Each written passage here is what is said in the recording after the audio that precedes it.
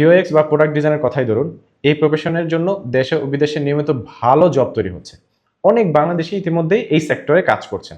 Middle ইস্টের মতো Saudi Arabia, UAE সহ বিভিন্ন দেশের government digital transformation, smart city, e government এবং এন্টারপ্রাইজ লেভেল প্রজেক্টে বহু ইন্টারন্যাশনাল এজেন্সি কাজ করছে এবং সেই এজেন্সিগুলোর মধ্যে উল্লেখযোগ্য অসংখ্য বাংলাদেশ বেশ এজেন্সি ফ্রিল্যান্সার থার্ড পার্টির মাধ্যমে কাজ করে যাচ্ছে। অর্থাৎ আমরা সেফ মেড হয়েও গ্লোবাল স্ট্যান্ডার্ডের কাজ করে ডেলিভারি দিচ্ছি। এটা প্রমাণ করে বাংলাদেশি ডিজাইনারদের, ইঞ্জিনিয়ারদের, প্রোডাক্ট প্রফেশনালরা শুধু লোকাল না, গ্লোবাল এন্টারপ্রাইজ ইকোসিস্টেমেও প্রতিযোগিতা করতে সক্ষম। কিন্তু বাংলাদেশের ঠিক কতজন ইউএক্স বা প্রোডাক্ট ডিজাইনার আছে তার নির্ভরযোগ্য কোনো ন্যাশনাল ডাটা পর্যন্ত নেই। আর গ্লোবাল জব মার্কেটের দিকে যদি তাকান, তাহলে শুধুমাত্র ইউএক্স ডিজাইন এবং প্রোডাক্ট ডিজাইনের ক্ষেত্রে ওয়ার্ল্ড ওয়াইড প্রতি বছর আনুমানিক কয়েক লক্ষ, এটা প্রায় 3 থেকে 5 লক্ষেরও বেশি অ্যাক্টিভ জব পোস্টিং দেখা যায় বিভিন্ন জব প্ল্যাটফর্মে এবং কোম্পানি ক্যারিয়ার পেজগুলোতে।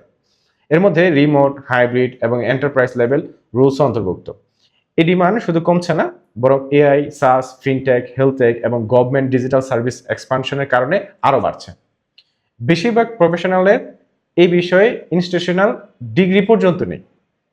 প্রাইভেট কোর্স করছে, কমিউনিটি থেকে ফিডব্যাক নিয়েছে, রিয়েল প্রজেক্ট করতে করতেই প্রফেশনাল হয়েছে।